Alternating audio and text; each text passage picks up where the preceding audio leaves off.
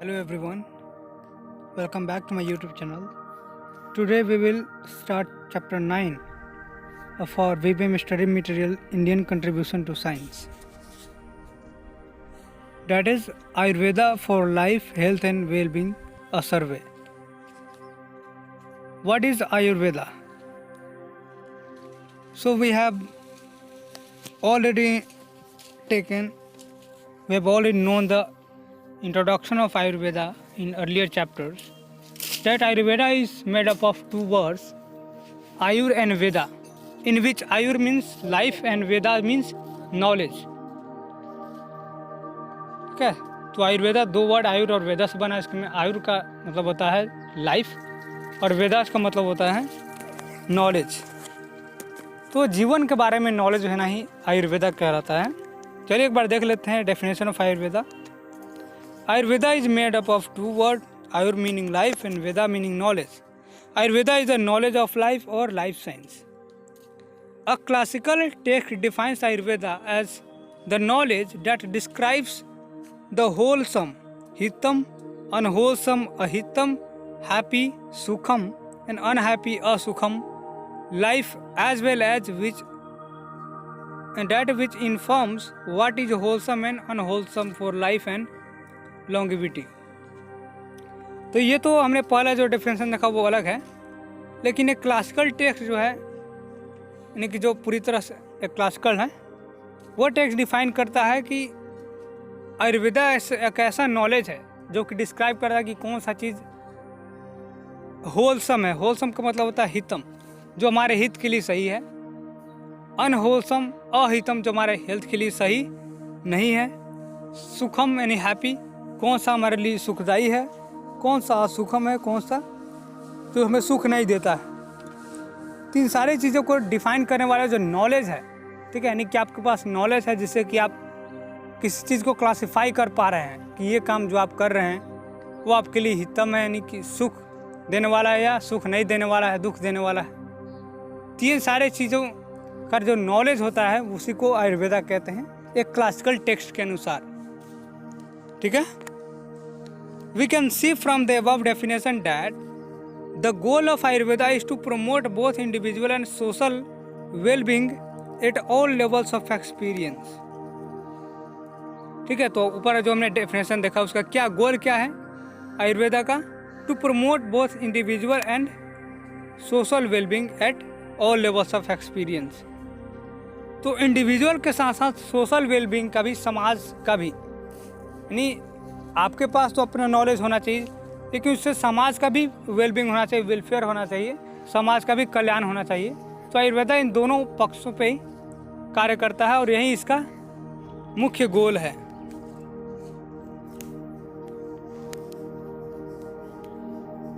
Ayurveda aims to establish the highest level of health that a human being is capable of achieving, and its scope is not restricted to curing diseases. ठीक है, तो आयुर्वेदा का मुख्य M क्या है कि सबसे हाईएस्ट लेवल का जो हेल्थ है, ठीक है, एक ह्यूमन बींग का जो हेल्थ जैसे कि होता है, हेल्थ किसका अच्छा है बुरा है, तो हाईएस्ट लेवल का हेल्थ प्रदान करना ये आयुर्वेदा का मेन मुख्य मकसद है।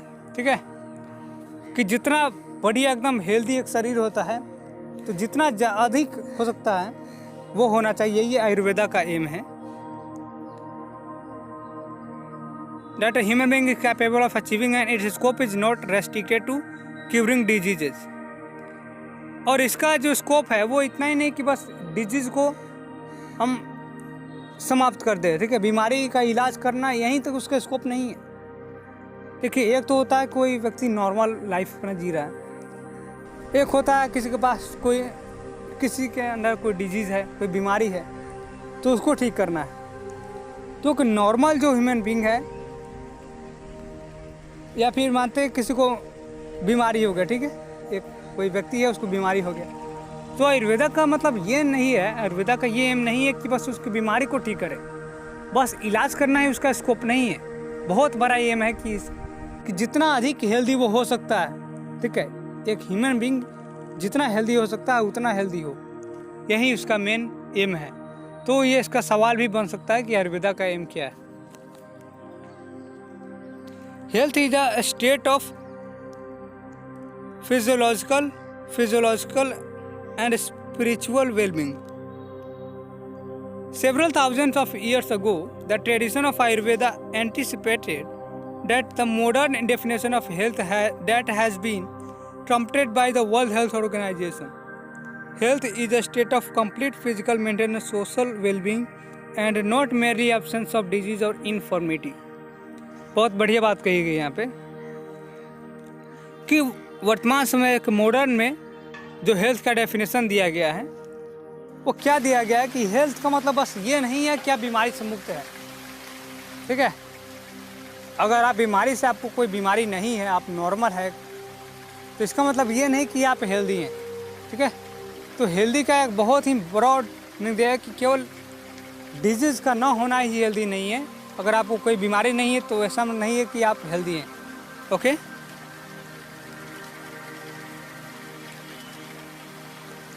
Ayurveda also adds the spiritual dimension to health and points out that the human being is three-dimensional and needs to be healthy in body, mind and self.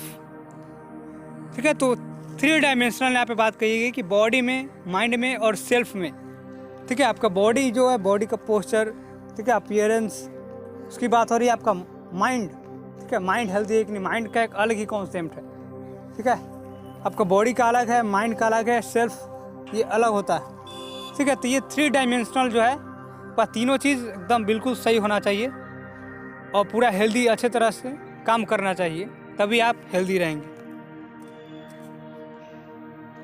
Health is a tool to achieve the fourth fold goal of life, pursuit of spiritual and material wellbeing through resources obtained by righteous activity, dharma, artha, काम and मोक्ष, ठीक है। तो ये चार चीज़ें हैं जो राइटियस जो एक्टिविटी है, धर्म, अर्थ, इन पैसे से रिलेटेड, काम और मोक्ष, की मोक्ष की प्राप्ति। तो ये कॉन्सेप्ट भी इसी से जुड़ा हुआ है कि स्पिरिचुअलिटी भी आपके अंदर होनी चाहिए, ठीक है। जो ये सेल्फ की बात हुई, तीन चीज़ की जो बात हुई, बॉडी, माइंड और सेल्फ, और इसमें स्पिरिचुअलिटी भी आती है कि भाई आप ईश्वर से रिलेटेड जो है, आप जो भी है, नेचर है, ईश्वर, लोगों का मानना है, कुछ मानते हैं, कुछ नहीं मानते। ये स्पिरिचुअलिटी का मतलब वो नहीं है कि आप ईश्वर से लगे, बस आप नेचर से जुड़े हैं अच्छे तरीके से, वो उसमें आता है।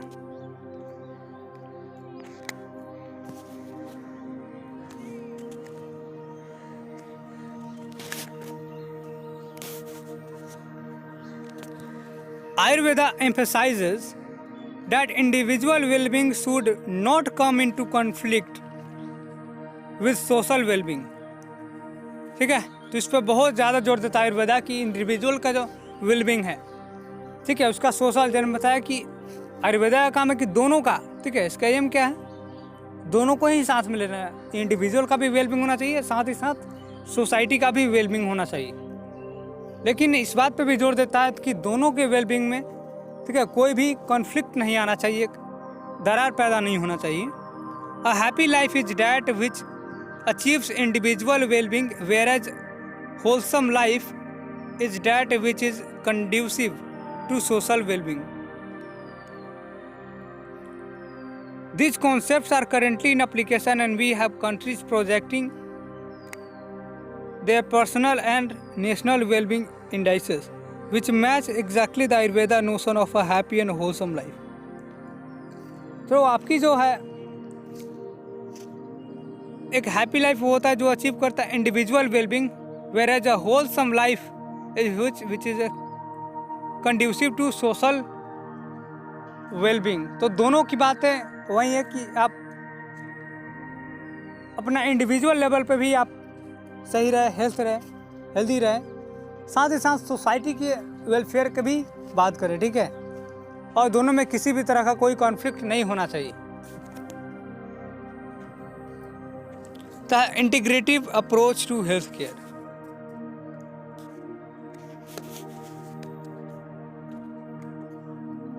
Ayurveda is perhaps the earliest form of integrative medicine treatise by humanity.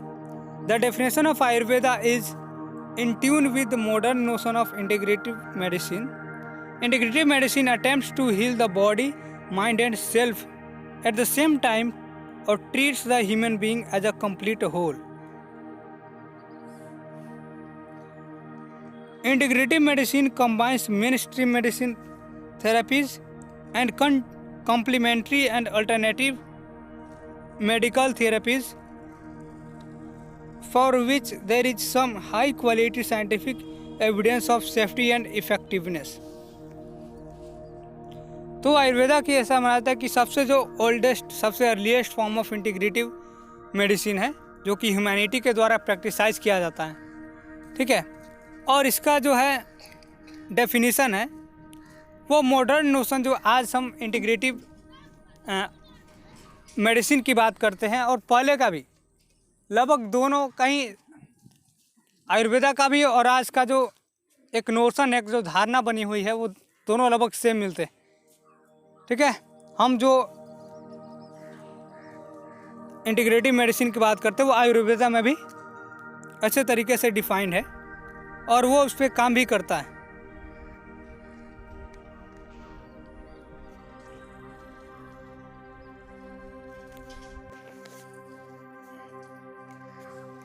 Ayurveda states that human life rests on tripod of body, mind and self. ठीक है, तो आयुर्वेदा क्या बताता है कि जो 3 चीज़ें हमेशा याद रखना, ठीक है। से क्वेश्चन आए जो भी है, लेकिन ये नॉलेजेबल चीज़ भी है कि आयुर्वेदा क्या बताता है कि एक ह्यूमन लाइफ जो होता है वो एक ट्राइपॉड जो होता है, ट्राइपॉड देखते हैं 3 पहियों वाली, ठीक है। तो 3 पहियों की तरह में क्या क्या है, तो बॉडी है, माइंड है, सेल्फ है, ये 3 है। Ayurvedic text also advice that there are multiple approaches to healing that are prevalent in the world and that we must examine and integrate the most effective method to make a complete system of healing, ठीक है। तो आयुर्वेदिक जो भी text जो लिखे गए हैं तो साथ में वो और भी बहुत सारे एडवाइस देते हैं, जैसे कि बहुत सारे मल्टीपल अप्रोचेस है, कई सारे तरीके हैं जिससे कि हम हीलिंग, कोई भी हीलिंग का मतलब क्या है कि कोई आपको बीमारी है, कुछ ऐसे तो घाव जो होता है उसको हीलिंग कर, लेकिन नहीं, जो भी बीमारी है उसको ठीक करना उसके लिए यहाँ पे हीलिंग वर्ड का यूज़ है। तो उसको करने के लिए मल्टीपल वेज है, मल्टीपल अप्रोचेस हैं जो कि आज वर्ल्ड में है and that we must examine and integrate the most effective method. तो बहुत सारे तरीके हैं जो इफेक्टिव है इसके लिए, ऑल कम्प्लीटली इसका एक अलग ही सिस्टम है। Balance of inner environment and personalised medicine.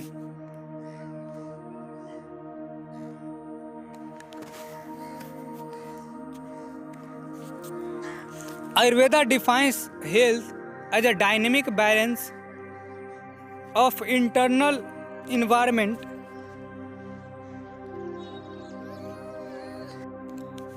तो आयुर्वेदा क्या करता है, डिफाइन करता है health as a dynamic balance, ठीक है। तो डायनेमिक बैलेंस क्या होता है, डायनेमिक जो कि स्थिर नहीं हो, हमेशा चलता रहता है, जो ब्रह्मांड से ये सब कुछ है डायनेमिक है, लेकिन नेचर में जिस तरह से बैलेंस होता है, चलिए आगे पहले पढ़ करते हैं। Internal environment that positively impact the sense organs, mind and the self, just like the sun, the moon and the wind maintain the balance of the external environment. The body maintains itself by balancing anabolic building up and catabolic breaking down activities by self regulation.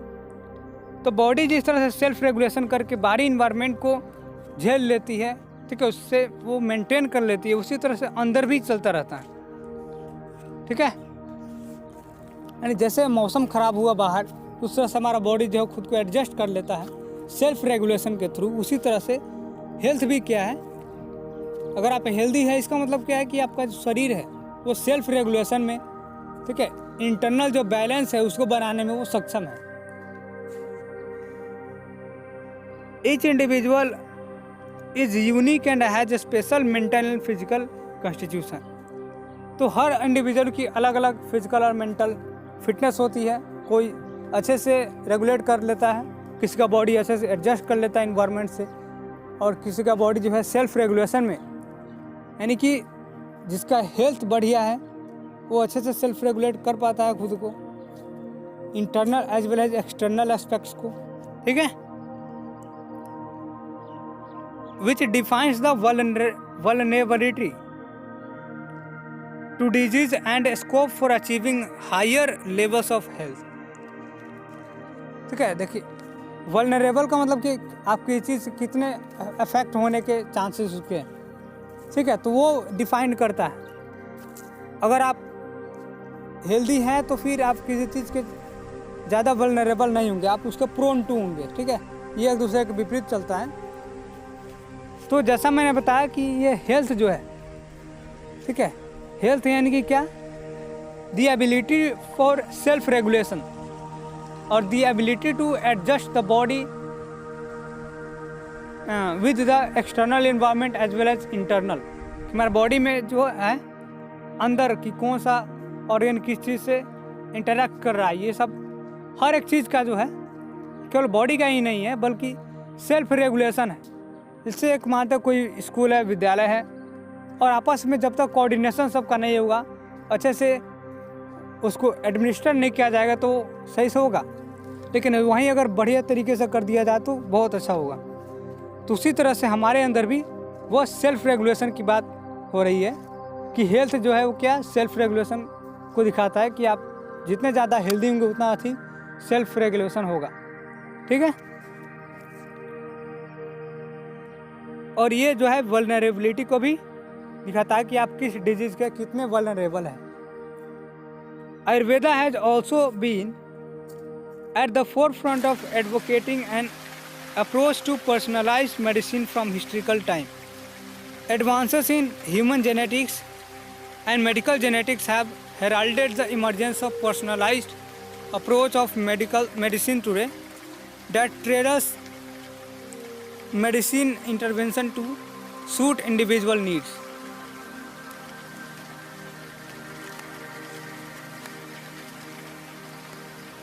Now, harmony with the external environment. तो मैंने एक साथ ही बता दी, लेकिन इसमें अलग अलग topic बना कर दिया गया है, तो चलिए पढ़ लेते हैं इसको।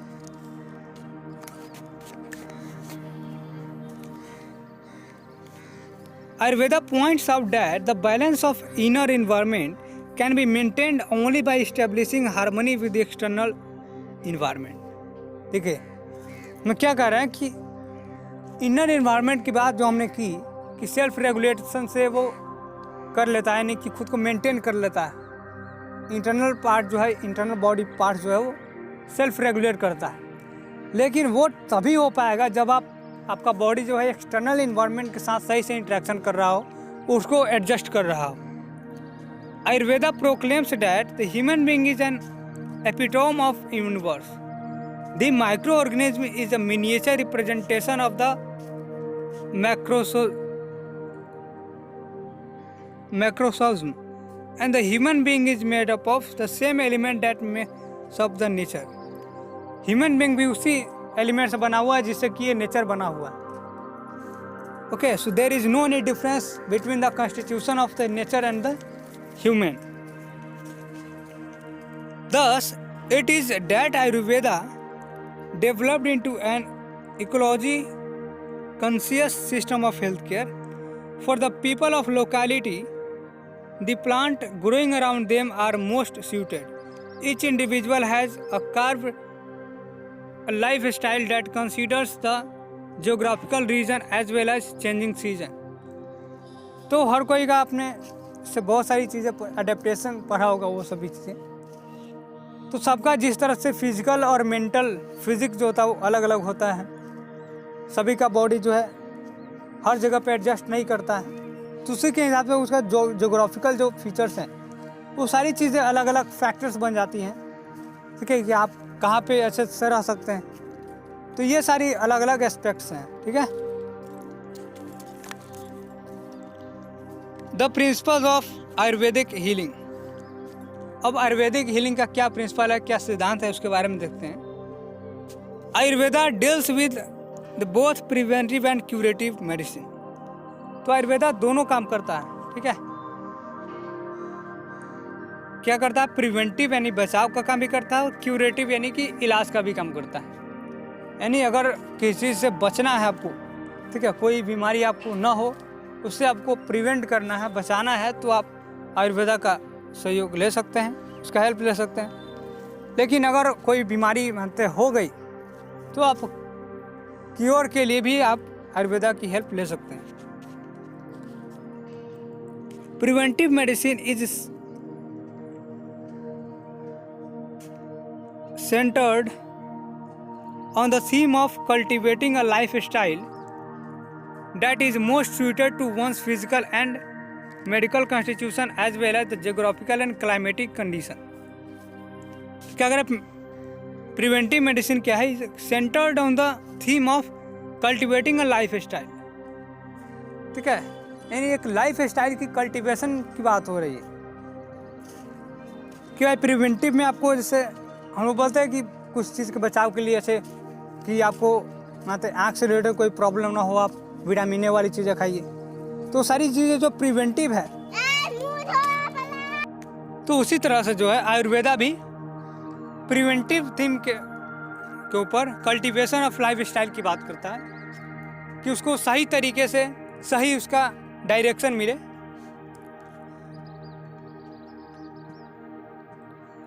It also includes detoxification and regenerating program to enhance the strength and immunity of the individual।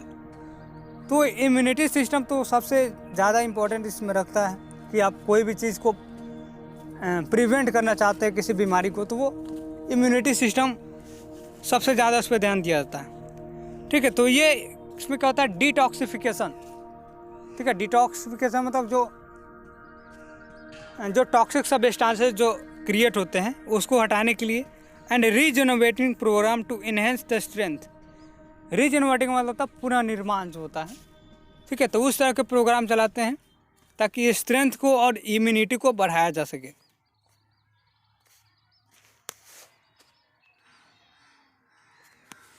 Ayurveda prescribes guidelines for developing a daily regimen that has to be dynamically modified according to the seasons। ठीक है, तो आयुर्वेदा कुछ ऐसी guidelines देता है, prescribe करता है, जो कि सीजन के अनुसार चेंज भी करना है, यानी कि हर सीजन में एक ही गाइडलाइन को फॉलो नहीं करना है, ठीक है। तो जैसा मैंने बताया कि सीजन का, क्लाइमेट का ये बहुत बड़ा योगदान इसमें रहता है कि सबका बॉडी जो है एक साथ नहीं है। जिस तरह से एक ही बीमारी का बहुत सारे, हर व्यक्ति के बीमार का अलग अलग दवा होता है, ठीक है, नहीं एक ही दवा से सबकी बीमारी ठीक नहीं होती है। उसी तरह से एक सीज़न जो है सबके लिए एडजस्ट करने के लायक नहीं होता है, सबके लिए बॉडी जो है वो अलग अलग एडजस्टमेंट करता है। Every individual has to work out a diet plan based on constitution, activity and state of the digestive system। और हर कोई का बॉडी के अलग अलग है, तो इसके हिसाब से हर इंडिविजुअल को एक डाइट प्लान फॉलो करना अपने हिसाब से कि उसका डाइजेस्टिव सिस्टम कितना काम कर रहा है, कौन सी चीज़ को डाइजेस्ट कर पा रहा है, कौन सा नहीं कर पा रहा है, ठीक है। Not only should the diet be personalised to the needs of each individual, but it should also be modified according to the external environment condition। तो केवल वही फॉलो नहीं करना बल्कि इन्वायरमेंट का कंडीशन भी देख लेना कि हाँ वो सही है कि नहीं है, ठीक है। Now 5 elements in nature makes of the human body. तो 5 एलिमेंट्स कौन कौन से ये हम ऑलरेडी पढ़ चुके हैं, अब उसके थोड़ा डिटेल्स जान देते हैं।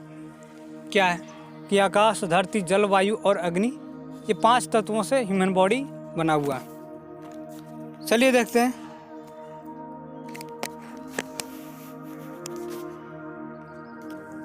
The physical universe is made up of 5 great elements of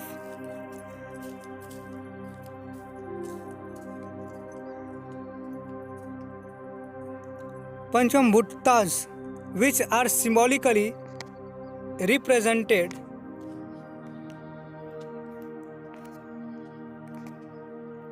by earth, prithvi, water, up, fire, tejas, air, vayu, and space, akash.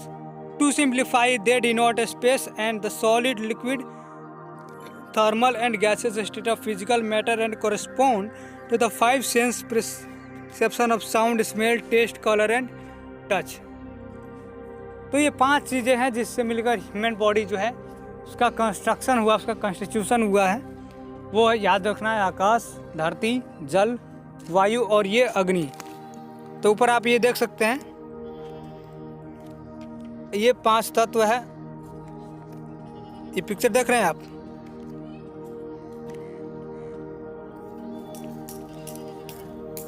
Everything in the visible universe, including the human body, is made up of 5 elements in various permutations and combinations. ठीक है, तो जो कुछ भी इस universe में visible है, जिसमें मानव भी शामिल है, वो सब कुछ ये 5 एलिमेंट का बना हुआ है और ये अलग अलग कॉम्बिनेशंस में बना हुआ है। ठीक है, अब बना तो देखिए हम लोगों का कुछ चीज़ें काफ़ी कठोर है, कुछ बहुत नर्म है, सॉफ्ट है, तो उसका कॉम्बिनेशन अलग अलग है। ठीक है, Thus, the imbalance in the human body can be corrected by using appropriate substance from the external environment.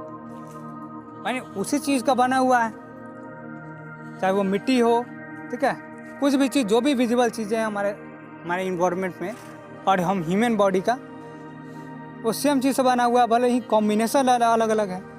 तो इसलिए अगर हमारे बॉडी में, ह्यूमन बॉडी में कोई प्रॉब्लम होती है तो हम एक्सटर्नल जो इन्वायरमेंट में कोई चीज़ें हैं तो उससे हम हेल्प लेके वो ठीक कर सकते हैं, उसको करेक्ट किया जा सकता है।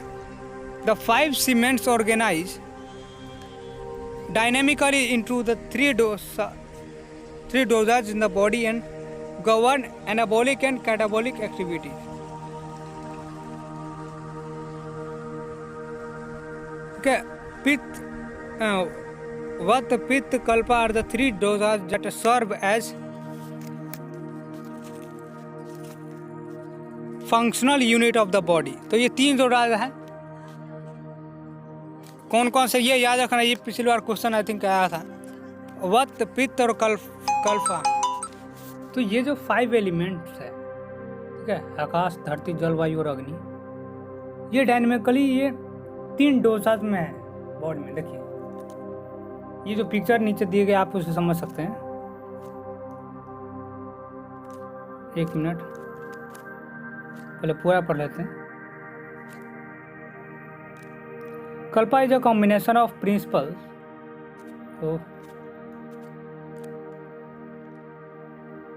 The body govern anabolic and catabolic activities. Vata, pitta और kalpa are 3 doshas that serve as the functional unit of the body.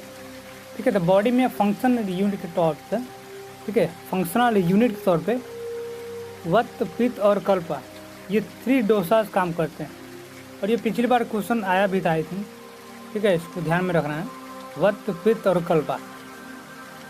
ठीक है, तो 5 एलिमेंट डायनेमिकली ऑर्गेनाइज होकर 3 डोसाज में होते हैं, जो कि वत, पित्त, कल्पा है। और ये 3 डोज जो होते हैं वो फंक्शनल यूनिट के तौर पे काम करते हैं। अब कल्पा की बात करें, Kalpa is a combination of principle of earth and water and broadly represents anabolism. Kalpa किसका कॉम्बिनेशन है? अर्थ और वाटर का। ठीक है, ये क्या काम करता है? ये रिप्रेजेंट करता है एनाबोलिज्म का। पित्त क्या है? पित्त is combination of principle of water and fire. पित्त वाटर और फायर का कॉम्बिनेशन है और ये क्या रिप्रेजेंट करता है? Transformation and catabolism. क्या है? वस्तुओं को जो ट्रांसफॉर्मेशन होता है एक चीज़ से दूसरे चीज़ में, वो और कैटाबोलिज्म का प्रोसेस। वत is a combination of principle of wind and space. वत क्या है? विंड और स्पेस का कॉम्बिनेशन है और ये रिप्रेजेंट करता है रेगुलेशन एंड कंट्रोल। बॉडी में रेगुलेशन और कंट्रोल का काम कौन करता है? तो वत करता है। ट्रांसफॉर्मेशन का कौन करता है? तो पित्त करता है। और कल्पा क्या करता है? एनाबोलिज्म। तो ये तीनों का फंक्शन कौन किसका कॉम्बिनेशन है, ये याद रखना। ये वेरी वेरी इंपॉर्टेंट क्वेश्चन बनेंगे यहाँ से। Under the influence of three dosas and the digestive fire Agni, the food that we eat is transformed into 7 structural components धातु of the body। अच्छा, तो ये 3 डोसाज जो हुए और जो डाइजेस्टिव फायर है यानी कि अग्नि है, इसके साथ क्या होता है, जो भोजन हम खाते हैं वो ट्रांसफॉर्मेशन उसका होता है। किस चीज़ में ट्रांसफॉर्मेशन होता है? 7 स्ट्रक्चरल कंपोनेंट्स में, जिसको धातु कहा जाता है। अब देखिए यहाँ पे, देखिए जैसे हमने भोजन खाया, ठीक है, नीचे आप देखिए ये जो है यह भोजन है, देख सकते हैं। भोजन में कुछ आकाश, वायु, अग्नि, जल, पृथ्वी, ये सब अलग अलग कॉम्बिनेशन का है कि नहीं। तो जैसा हम पहले पढ़ चुके हैं, अभी कुछ देर पहले पढ़ा कि जितने भी विजिबल जो चीज़ें हैं हमारे सामने, हमारे इस पूरे यूनिवर्स में, वो सभी इन 5 एलिमेंट्स बना हुआ है, और ह्यूमन बीइंग भी 5 एलिमेंट्स बना हुआ है। तो ये हमने लिया भोजन अलग अलग स्रोत से, ठीक है, कुछ ना कुछ हम लिया। और यहाँ पे क्या है, 7 धातुज का निर्माण हो रहा है। ये सब यहाँ पे बीच में देख रहा है डाइजेस्टिव फायर है, और इससे क्या हो रहा है, 7 धातुज का निर्माण हो रहा है। और इसमें क्या है, देखिए वत्त, पित्त और कल्पा, इन तीनों में से। चलिए आगे पढ़ते हैं हम। तो ये कौन कौन से हैं? साइल यानी रस, ब्लड यानी रक्त, मसल यानी मांसा, फैट यानी मेदास, बोन यानी अस्थि, मैरो यानी मज्जा, एंड रिप्रोडक्टिव टिश्यू यानी शुक्रा। तो ये 7 धातु का फॉर्मेशन होता है जब हम भोजन कोई लेते हैं, और डाइजेस्टिव फायर का कॉन्फ्लुएंस से ये 7 धातु का निर्माण होता है।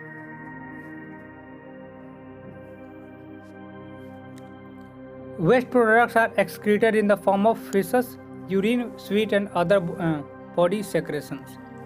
तो वेस्ट प्रोडक्ट भी बनता है ना। तो जो आज हम साइंस पढ़ते हैं, ठीक है, हमारे अंदर जो न्यूट्रिशन कैसे होता है, सेम चीज़ लगभग है, इसका अलग अलग डिफरेंट वे में इसमें बताया गया है। तो जब वो भोजन करते हैं तो वेस्ट प्रोडक्ट भी आता है। कौन कौन सा? तो जैसे फिशेस आता है, लेटिन, यूरिन आता है, पेशाब, स्वीट पसीना आता है, और भी बहुत सारे सिक्रेशंस होते हैं वेस्ट के फॉर्म में बाहर निकलते हैं। When this transformation is completed there is ojas and innate vitality and immunity that create a higher levels of health and wellbeing. तो ये सभी हो जाते हैं तो ओजस और जो इनेट विटैलिटी है, इससे क्या होता है, इम्यूनिटी जो है वो हायर लेवल का हमको हेल्थ और वेलबींग प्रदान करता है, यानी हम स्वस्थ रहते हैं।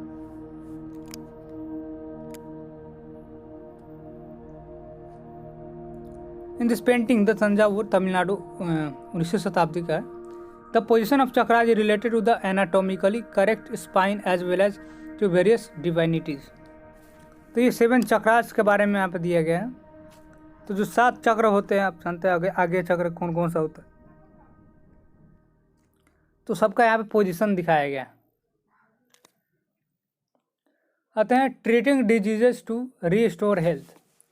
हेल्थ को रिस्टोर करने के लिए डिजीज़ को ट्रीट करना, अगर कोई बीमारी हो गई तो उसको कैसे हम ट्रीटमेंट करके फिर से हम हेल्थी बन पाएंगे।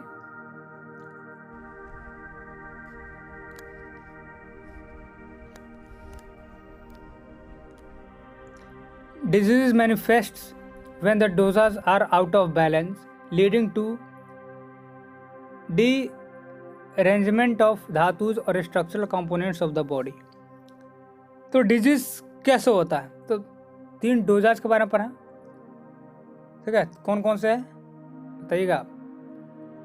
तो जब ये 3 डोजाज आउट ऑफ बैलेंस हो जाते हैं, जब ये तीनों का बैलेंस नहीं हो पाता है और धातुज का डी अरेंजमेंट हो जाता है, ठीक है, अरेंजमेंट सही रहता है, जब वो डी अरेंजमेंट हो जाता है तो फिर बीमारी होने लगती है। और judicious use of plant, animal and mineral substances formulated into medicine by combination and processed supported by dietary and behavior changes can restore health। तो प्लांट, एनिमल और मिनरल सब जो सब्सटेंसेस है उसको फॉर्मुलेट किया है मेडिसिन तौर पे, ठीक है, यानी कहीं हो तो इन तीनों का ही यूज़ किया गया है ना, प्लांट है, एनिमल है और मिनरल है, इन सभी का कॉम्बिनेशन करके फॉर्मुलेशन से मेडिसिन तैयार किया जाता है। और उसके लेने से, उसके सपोर्ट से, डाइट में लेने से हमारा हेल्थ कैसा हो जाता है, रिस्टोर हो जाता है फिर से। Medicine, diet and behaviour are the 3 essential components of Ayurvedic treatment. Very very important question. Medicine, diet and behaviour. Okay, so medicine, diet and behaviour, ये 3 चीज़ जो है आयुर्वेदिक ट्रीटमेंट का सबसे इम्पॉर्टेंट कंपोनेंट है।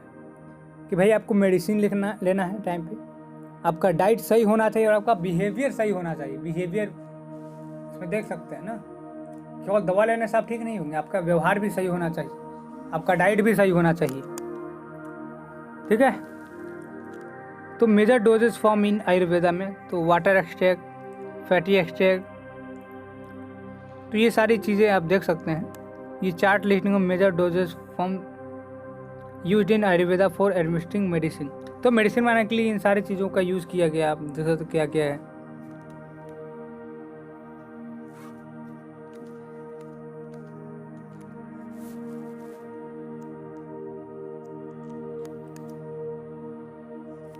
मेडिसिन इज इंटरनल और एक्सटर्नल, रेगुलेटिव और प्यूरिफिकेटरी and surgical और non surgical. Internal medications are formulated into various dosage forms like decoction, kashaya, medicated wings, arista, pills, gutica, medicated ghee, घृटका, medicated jam, लेहिया, herbal powder, चूर्ण, included आस भस्म, fresh juice, Swaras and so on and so forth. External treatments include massage, different methods of boiling and fermentation. अच्छा, तो जो internal जो medication है, 2 तरह के medication है यहाँ पे। ठीक है, इंटरनल है और एक्सटर्नल है। अगर अंदर कोई चीज़ होती है तो बाहर कोई चीज़ जैसे दर्द वगैरह हो गया तो वो एक्सटर्नल हो गया। तो इंटरनल में आप देख सकते इतना सारी चीज़ है, अलग अलग डोजेज के फॉर्म में हमको दिया जाता है। कसाया, डिकोटोसन जो भी है, मेडिकेटेड वाइन्स जो होते हैं, अरिस्ता, पिल्स, गुटिका, ये सभी चीज़ें इंटरनल मेडिसिन के लिए तौर पे मेडिकेशन है। और एक्सटर्नल में क्या है, मसाज है, डिफरेंट मेथड्स ऑफ ऑयलिंग। ठीक है, अलग तरह से ऑयलिंग करने का है, फर्मेंटेशन का है। Regulative treatment comprises of medicine, diet and behavioural changes. तो मेडिसिन, डाइट और behavioural changes without cleansing the body. Purificatory treatment comprise of therapeutic, emesis, induced vomiting, purgation, enema, nasal purge, and blood letting. When emesis, purgation, oil enema, decoction, enema, and nasal purge are given in a sequence, it is known as panchakarma और 5 procedures.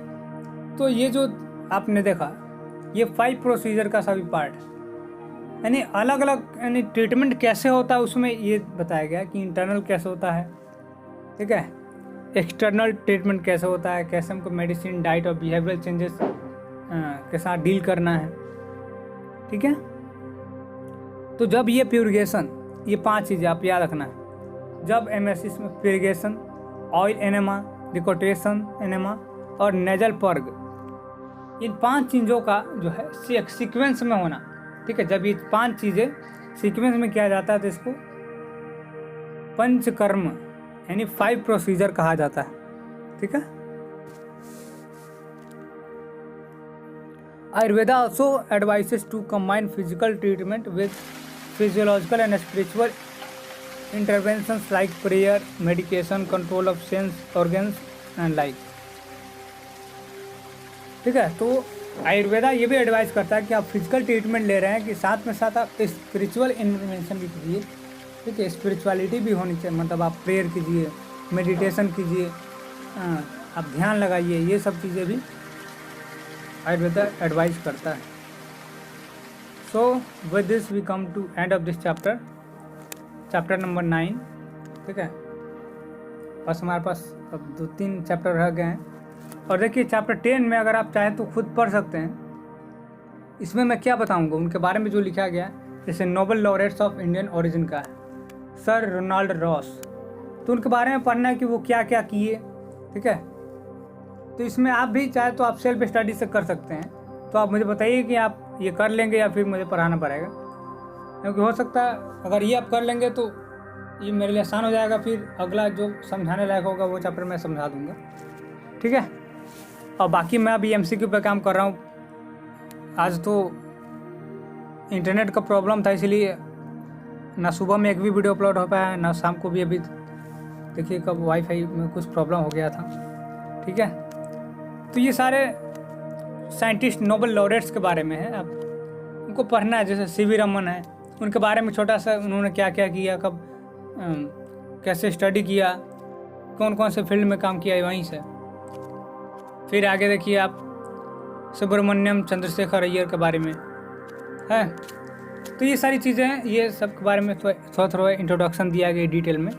आप चाहे तो खुद भी पढ़ सकते हैं, फिर भी आप देख लीजिए उसकी, फिर आप बताइएगा कमेंट में, ठीक है। तो चलिए बहुत जल्द MCQ अभी मतलब मैंने 50 MCQ तैयार कर दिए चैप्टर 1 और 2 से मिक्सिंग में।